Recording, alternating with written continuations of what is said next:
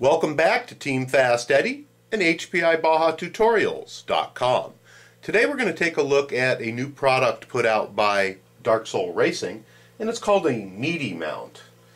And the MeatyMount is this unit right here, and it is designed for when you're upgrading your servo from the standard stock servo in the HPI Baja 5B or 5T to a aftermarket servo, whether it be the Rhino Digi servo or the high-tech 5745. And the aftermarket servos tend to be a little bit shorter, so you need an adapter unit to make them fit properly. Included in your HPI Baja ready-to-run product, whether it be the 5B or the 5T, they do include a unit in your spare parts bag which is made out of plastic. And one of the issues with this is that you have quite a bit of torque with your new servo, a lot more than with the stock, and they actually strip out with the screw holes that are included in this mount. And that's why DarkSoul has gone ahead and made pretty much a direct replica of it. There are a few slight changes to it. However, it is made of alloy, and your screws will not be stripping out on you. So this is a wonderful product. It comes pre-packaged with everything that you're going to need to do the job, including the screws and washers and whatnot to mount your package up here. So let's go ahead and sit back, and we're going to briefly do an install video on how to use the DarkSoul MeatyMount. So grab a beer, a beverage, whatever, kick back. It's just going to take a few minutes. The first step in removing the servo is to reach in and go ahead and unplug the servo lead from the inside of the radio box. We've gone ahead and done that and shut the radio box back up. We're now going to remove the 4 screws on the existing servo, and going to go ahead and take the stock servo out of our radio box. Alright, now that the 4 screws are removed, the stock servo is going to go ahead and just should pop right out here. Going to see what's holding it in. There we go. There's just a little bit wedged in there. Going to go ahead and take the stock servo out. The mount itself, you can see that there's a little slider on here in the very center. That slider is going to go ahead and fit against the little slider on the back of the servo mount.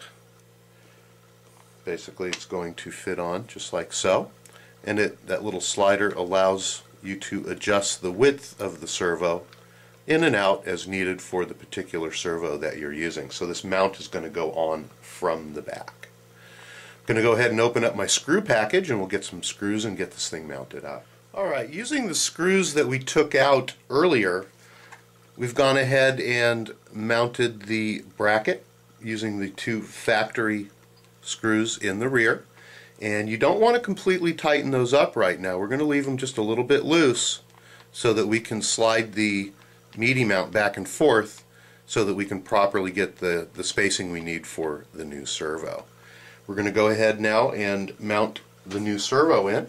We're going to set the radio box down, and as you can see, the way that it's oriented here, you're going to want to take your servo and have the horn area on the opposite side that you have the mount. Let's go ahead and drop the servo in, just like so.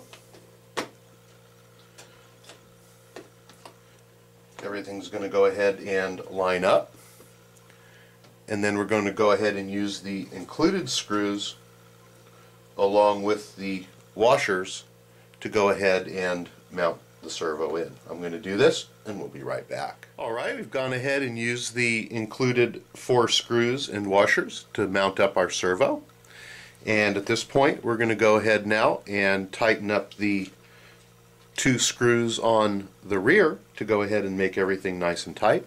And we've mounted our aftermarket servo using the DarkSoul aluminum MeatyMount. It's a great little product.